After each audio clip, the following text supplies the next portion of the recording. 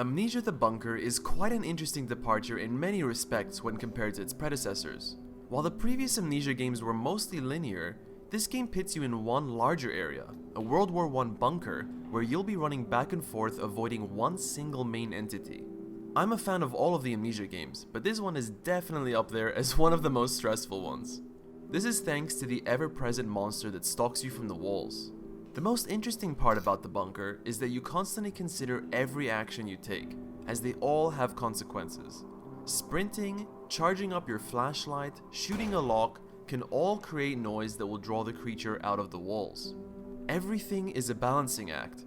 For example, you may opt for breaking a padlock open with a brick instead of shooting it, because it's quieter. However, finding a brick may take a while, so you might opt for a louder approach like blowing it up with an explosive.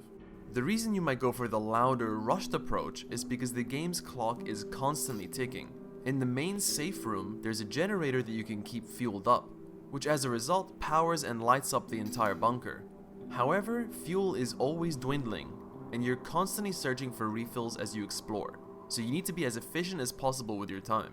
If that wasn't bad enough, you also have to wrestle with an incredibly limited inventory space, which forces you to consider what items you want to take into the field with you, forcing you to weigh your options between going out with assurance in the form of weaponry and bandages, or perhaps leaving your inventory more empty to allow for scavenging. For the first time in the series, you can actually fight back, which puts a lot more pressure on your decisions and forces you to think on your feet all the time.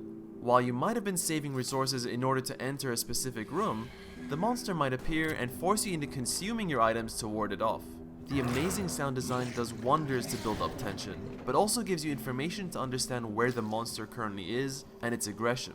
It gave me the chills very often. And the written notes in-game do a wonderful job at building suspense and painting a picture of what awful ongoings have been taking place in the bunker. Unfortunately, despite all of this though, I did find myself growing used to my deadly stalker. I feared it less and less as time went on.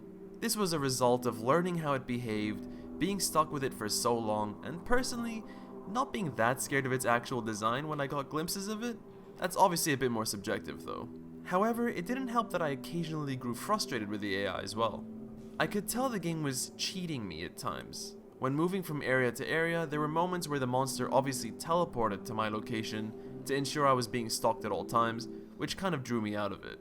I did also have a few occasions where it surprise attacked me without any real telegraphing, which wasn't that fun.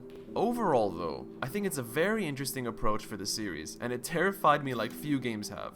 The Resident Evil 1-like levels of resource management and trip planning was very anxiety-inducing, and constantly being followed was overall very tense. I personally wasn't as gripped by the story as I was with previous installments, but it's a short and sweet, terrifying experience. If you're a fan of the Amnesia series, or just want to try a really interesting horror experience, I do recommend picking it up. Thank you everybody for watching. If you found the video useful, please don't forget to like, subscribe, and hit the bell, share with some friends, and I'll see you next time.